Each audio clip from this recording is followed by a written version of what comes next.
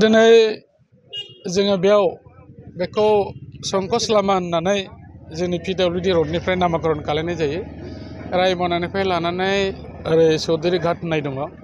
बेथिंजाय थांनाय लामाया माने गुसेबद्रायो आरो बेखौ गुवार खालायनांगौ। बेनिखायनो कमप्लिट जाजोबाबाबो गिबि खेबनि थाखाय बेवहाय प्राय 4 किल'मिटारसो लामाखौ गुवारै फुवारनायनि बेबस्थाखौ लादों आरो बेनिनो जों दिनै बेवहाय खाम्फा गायसननाय जादों। बे खामानिया जासिगोन आरो बे खामानिखौ जोङो आसाम सरकारनि फ्राय बेखौ मोननाय जादों आरो नोंथांमोना मिथिगौ मानगोनां आसामनि chief minister doctor Himanta Biswa Sharma बिथाङा आसामखौ जौगाहोनो थाखाय रड कानेक्टिभिटिखौ थिग खालामनो थाखाय दिनै मोनफ्रोमबो जायगायाव बेफोरबायदि लामा मावनायनि हाबाफारि एबा आसनिखौ हरनाय जादों।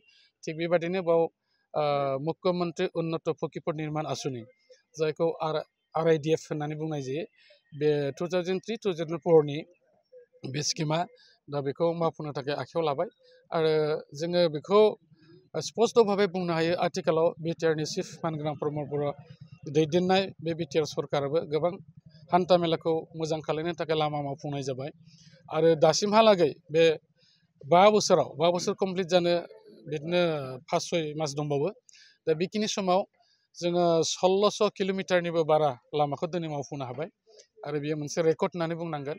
थांनाय 17 बोसोराव जाय बिथांमोना BTCखौ सालायदोंमोन बिथांमोना 5 बोसोराव बिदि एथ' गोलाव लामा मावनो हानाय रेकर्ड गैया आरो बेजों लोगोसे गोबां जायगायाव दालां खालायनाय जाबाय आरो बायदि बिथिङाव जौगालु हाबाफारिखौ बे सरकारनि जानाय मावनो हानाय जादों। दा बेनिखायनो आं मिजिंथिदों जोंनि बे गोग्लैसोनाय ओनसोला दिनै जों गोग्लैसोनाय होननानै बुंनो हाला, बे जौगागासिनो दङ आरो बे नेसनेल पार्क जिहेतुके बे नांजोब्बाय बे लामाया बेवहाय ओमफ्राय नोंथांमोना चौधुरी घाटखौ आं जेखौ बुंदों बेयो खालि बाथौ फुजानि थाखाय बाथौ खेराइनि थाखायल' नामजादा नङा।